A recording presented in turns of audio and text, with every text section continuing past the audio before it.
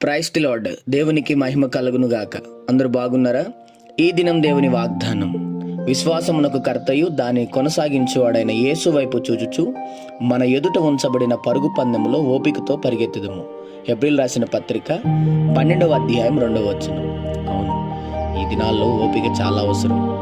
దేవుని సన్నిధిలో విశ్వాసమునకు కర్త అయిన దేవుని అనుసరిస్తూ ఆయన వైపు చూస్తూ ప్రతి విషయంలో తొందరపడక ముందొందు ఆలోచన కలిగిన వారమై నిదానమైన మనసుతో, సమాధానకరమైన మనసుతో యేసు వైపు చూచుచు ముందుంచబడిన పరుగు పందెంలో మనమే గెలుచున్నట్లుగా విశ్వాసమున కర్తమైన దేవుని మీద ఆధారపడుతూ సమాధానముతో వెలుదుముగాక. ప్రార్థన.